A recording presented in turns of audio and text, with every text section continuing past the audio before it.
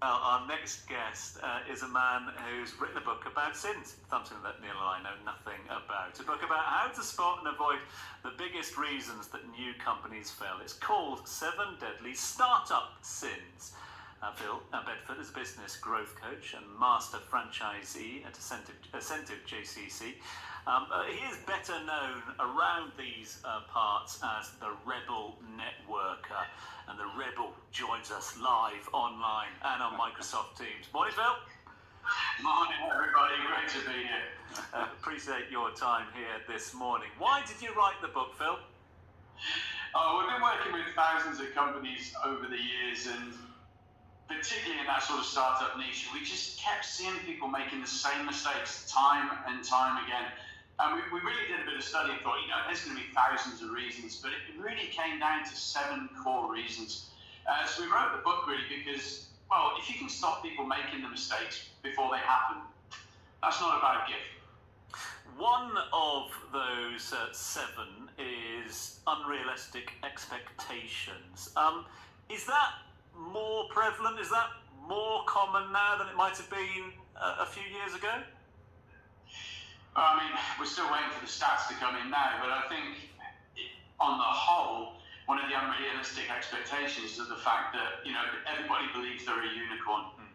Everybody believes they've got this great idea and business is just going to flood through the door. They're an expert at what they do, so business is just going to fly in. And at the end of the day, as you guys know, there's no point being the world's best kept secret. As a business owner, you've got to let people know you exist. And so the unrealistic expectations, there's more than one, but I think that's the biggest one. It's just people think they're so good, Phil, Leo played Jordan Belfort in Wolf of Wall Street. Who's going to be playing you in the next show, and which is your favourite of the 7 sins of startup entrepreneurs? That's a question I didn't see coming. I kind of like Bruce Willis if I could get him. I mean, he's done. Consider it done. Paul Bryson, get us Bruce Willis. We've got Grant Mitchell to sort that out for me. Grant Mitchell. If anyone who knows who he is, they're obviously from the UK, right? Favourite sin, Phil? Come on, back on track, Tom. Behave. I think my favourite one, it really is just the people think they're good at what they do, and business is just going to walk through the door. And a lot of people coming out of corporates, particularly people who've had high-flying positions, think that they're highly networked. And I think what we realise is that when we step out of a high-flying position into starting a small business, you suddenly realise that often it wasn't necessarily you that was well networked, it was your position. And people have to realise, you literally start your network from the scratch. Yeah, that resonates, actually. I left ITP and Tom didn't take my call for 3 years after. I wasn't allowed to. I want to ask about networking, if I can, Phil, because you are the Rebel Networker out there. Are we doing networking right these days? Has networking evolved? Has it changed? Is there a right way to network these days? There's always been a right way to network. I think the challenge is a lot of people don't understand what networking really is. So the concept that most people know of networking is walking into a group of strangers, handing out a business card and saying, hey, do business with me. And that's actually not networking, that's handing out business cards.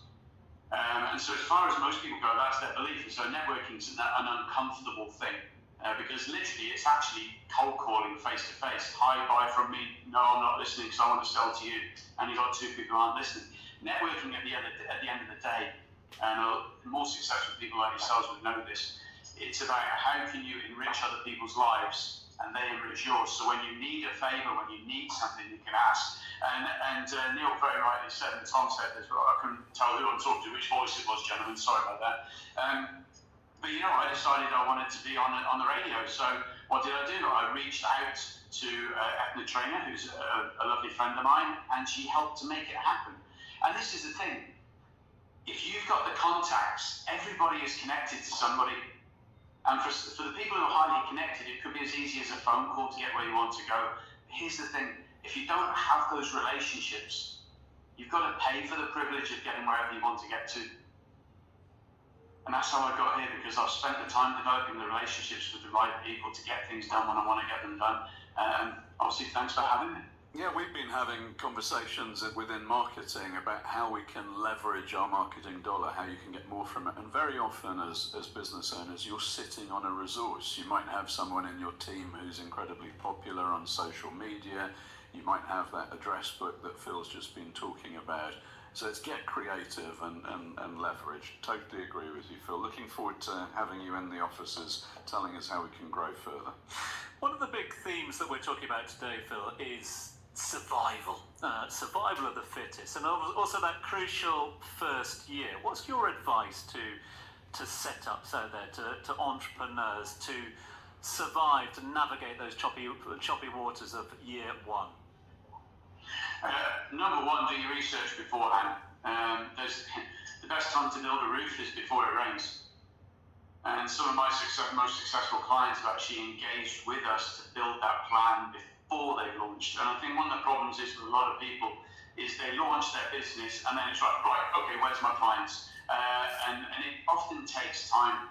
So obviously making sure you've got good support, a company like VirtuZone behind you, which allows you to tap into an existing network. Making sure you're surrounded by people who've made the mistakes that potentially you're going to make, and make sure you're humble enough to listen to them, and also, as you said earlier on, ask for help. And unfortunately, one of the entrepreneur's curses is that we believe we don't need help and we're going to do it all on our own. And one of my favorite quotes, just quickly, is an African proverb that says, if you want to go fast, go alone. If you want to go far, go together. And I think that summarizes the business journey for me. That inability to, or that fear of asking for help, is that akin to the fear of admitting one's failures or learning from one's failures as well? It may be. I mean, at the end of the day, I'm not a psychologist. But the interesting thing you've hit on about asking for help, I'm going to play a little game with you now if you're listening to the show. And it's basically, do you enjoy asking for help? And I could ask you to put your hand up. Are you comfortable? Do you enjoy it? Do you like it asking for help? And a lot of people might be sort of, maybe I'll do it. But here's the question. Do you enjoy helping people? And most people in the room would go, yeah, no problem, love it. So this is an interesting clash because we don't like asking for help, but we all love helping. So what it means is we're actually denying people the pleasure of helping us by not asking. We need to change our mindset. Love that, and I also love your comment, tips for the introverted entrepreneur. So networking, as you say, it's not just business cards, there is more to that. But what about those people that are struggling to bring themselves out? How do you help them? Interestingly enough, studies have shown that some of the best networkers are actually introverts. And there's many reasons for this, not got time to go into today. But at the end of the day, if you can learn how to do this, because at the end of the day, true networking is actually a science. It's a process of do this business.